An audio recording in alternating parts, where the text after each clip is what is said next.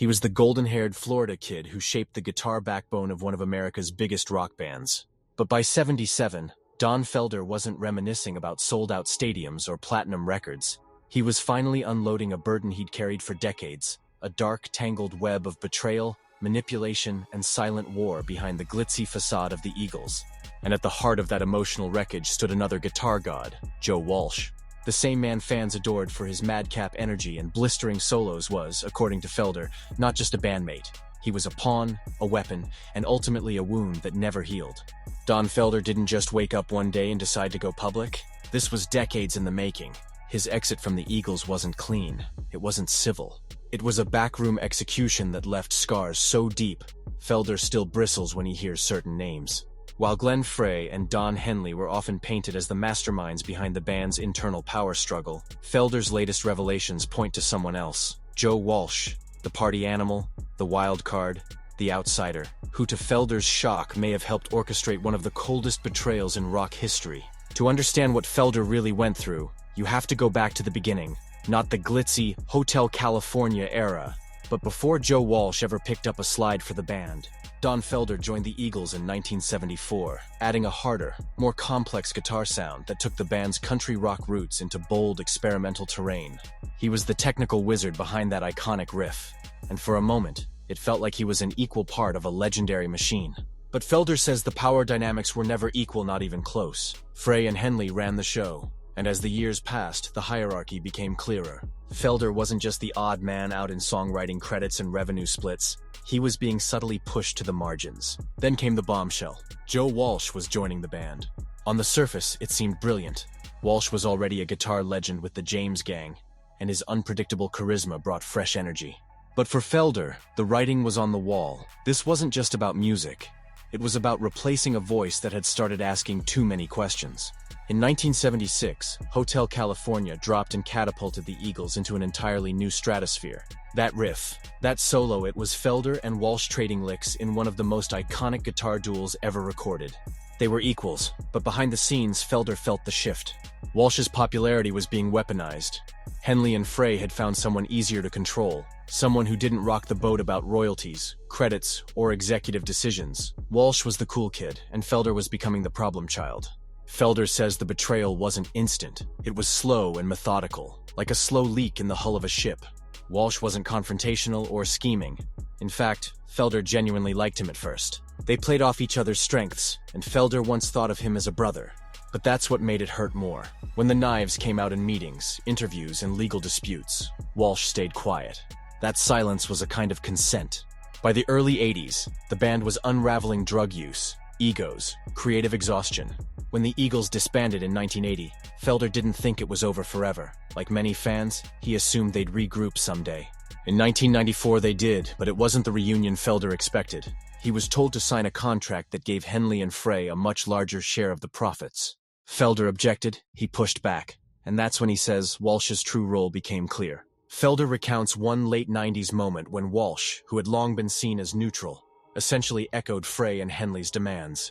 According to Felder, it felt like a setup, a partner turned mouthpiece. Then came 2001, the day it all came crashing down. Felder was fired, not in person, not even with a call, but with a fax. A cold, impersonal termination after nearly 3 decades of building the Eagles' empire. Felder says the betrayal wasn't just from Frey and Henley. The deepest cut came from Walsh. No defense, no warning, just silence, as if decades of camaraderie meant nothing. The ensuing legal battles were brutal. Felder sued for wrongful termination and breaches of contract, peeling back the layers of the band's inner workings and exposing a twisted machinery designed not only to propel the Eagles to success, but to crush dissenting voices. Throughout depositions and media appearances, Felder never directly attacked Walsh, but the silence spoke volumes. His camp believed Walsh could have significantly altered the outcome by speaking up, yet he remained conspicuously silent, an absence that cast a long, enduring shadow. In 2008, Felder's memoir Heaven and Hell, My Life in the Eagles was the first raw, emotional, and brutally honest account fans got. But one name kept reappearing with quiet sadness: Joe Walsh. Felder never demonized him. He didn't need to. The personal heartbreak was enough.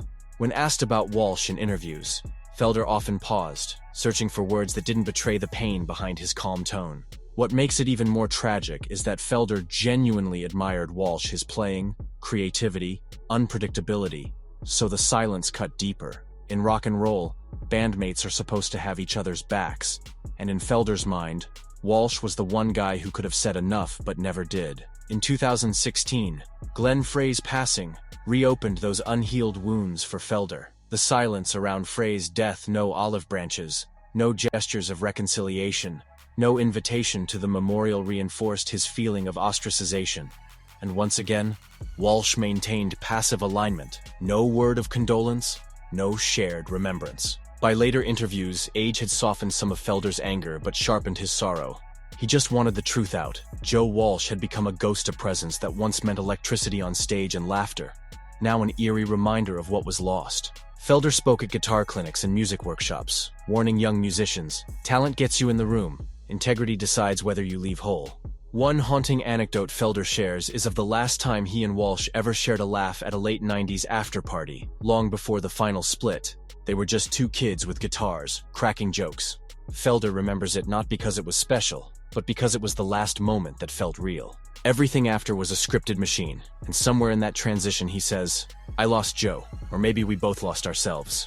Felder keeps a photograph from the Hotel California sessions in his studio, an unfiltered shot of the band mid-laugh, sweat on their foreheads. He looks at it sometimes when recording, not with regret, but with longing, wondering if the betrayal had already begun in whispers and nods long before the fax machine spat out his exile. Felder's tragedy isn't that he was fired or that he lost millions. It's that no one told him the rules had changed, and the love he thought was mutual had expired in silence. For all the fame, awards, and legendary riffs, what he remembers most vividly is the emptiness of that silence, because betrayal doesn't always come with a slam of a door. Sometimes it comes with nothing. No call, no letter, just absence. When fans see Joe Walsh on stage today, still ripping solos and flashing that trademark grin, it's easy to forget the blood on the floor behind the curtain. Walsh isn't a villain in Felder's story. He's something more heartbreaking, a friend who disappeared in plain sight. Felder never wanted him to fight battles. He just wanted him to care, to remember that the sound they created together was built on trust. And when that trust was sold, everything else collapsed with it. In rare, unguarded moments, Felder admits he sometimes dreams of reconciliation. Not for cameras or a final tour, but a quiet coffee. No guitars, no lawyers, just two men who once ruled the world together, asking the one question that never got answered. What happened to us? But even in that fantasy, Felder always wakes up before Joe speaks. The Eagles' story will always be told through platinum albums and sold-out arenas, but Felder's version is different. It's not a timeline, it's a scar map. Every hit song has a backstory, and every backstory has a cost. The price of Hotel California, according to Felder, was his peace, his place, and ultimately his bond with Joe Walsh, the part fans never heard. Now, at 77, Don Felder isn't asking for revenge or an apology. He just wants the story told right. Beneath the stadium lights and millions of records, there was a brotherhood. And that brotherhood was quietly killed, not with fists, but with cold smiles and turned backs. Joe Walsh didn't pull the trigger, but he didn't stop the bleeding either. And that's what Felder wants fans to understand. The real tragedy wasn't the firing. It was the friendship that died with it. Not in one explosive moment, but in a slow, silent drift, like a ship losing its anchor. By the time anyone noticed, it was already too far gone. In the end, Felder still plays Hotel California, still teaches the solo to young guitarists, and still honors the music because the song was never the lie. The lie was that the bond behind it was unbreakable. Decades later, he tells the truth not to destroy legacies but to reclaim his own, because silence may be golden in music, but in friendship, it's the sound of everything falling apart.